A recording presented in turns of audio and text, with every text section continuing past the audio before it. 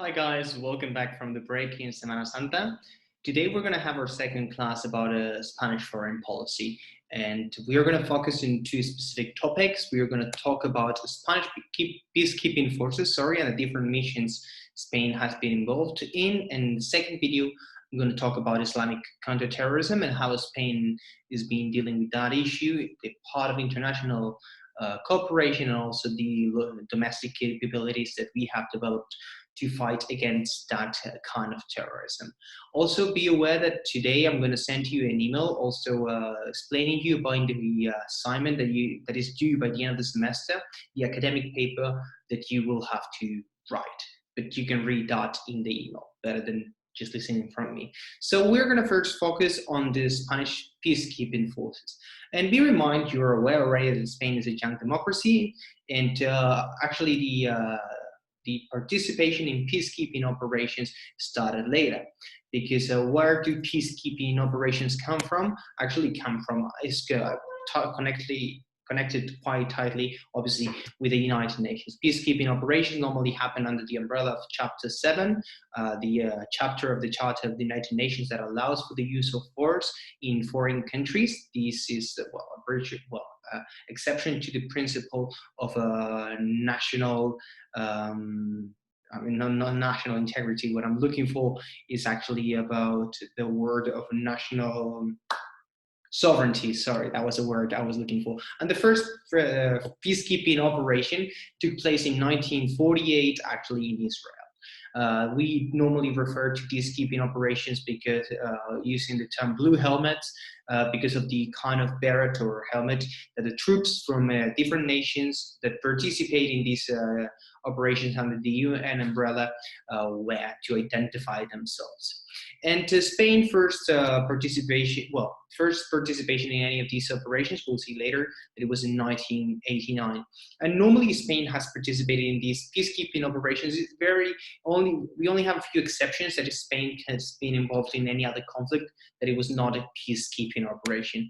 And why peacekeeping and not other kind of missions? It has to do with the resources, in a sense, that Spain has. I mean, if we compare Spanish army with the, I'm talking in general, not only the army, navy, and air force. I mean, if we take it as a whole, the armed forces of Spain, if we look at the data, we are talking that Spain spends yearly 12 trillion euros in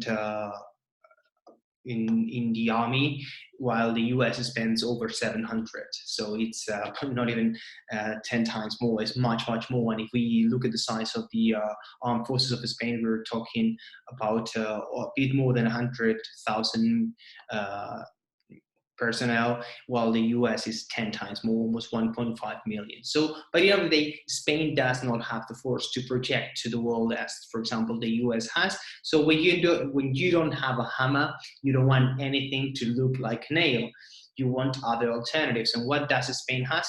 It does have the resources to participate in peacekeeping forces. And don't get me wrong, right now Spain is in terms of financially contributing to peacekeeping operations, is the 9th country in the world in terms of the budget of peacekeeping operations under the United Nations. But let's talk a little bit about the history of Spain participating in this kind of missions. Actually, the first time Spain got involved in any of these missions was in 1989. Be reminded that we were only a democracy in 1978. We did not have the resources whatsoever to even participate in peacekeeping operations. The first operations that Spain got involved in were actually in Central America and also in Angola. That's the picture you can see there in the slide. But this, the participation of Spain was rather marginal in these two cases. Actually, the first, I'm not going to say real because obviously these were real, but the first challenge that the Spanish army was faced with was actually in 1992 with the Balkans. And I don't know if you know, if you are aware of the history of the war in the Balkans, the war in Yugoslavia. But by the end of the day, the UN installed a peacekeeping corps in Croatia and Bosnia and Herzegovina, and Spain was part of that effort by countries, mostly actually European countries in this case. And Spain is still involved in other peacekeeping operations. This was the biggest challenge, and actually is it's in the memory of the Spaniards, also because it was in European soil. And actually, the UN Pro-4 force mutated and is not under the UN umbrella anymore. It's actually under the European Union umbrella, and now we call it EU4. And it's more than peacekeeping anymore, it's democracy building. Actually, the nature of these kind of peacekeeping operations are quite diverse. It can be just maintaining peace, that will be the per se peacekeeping, but also be about not enforcing, but reinforcing and building democracy and reinforcing democratic institutions. Actually, right now, Spain is participating in several operations abroad, and almost in every single case, there are a few exceptions, but under the umbrella of international organizations. It can be under the NATO umbrella.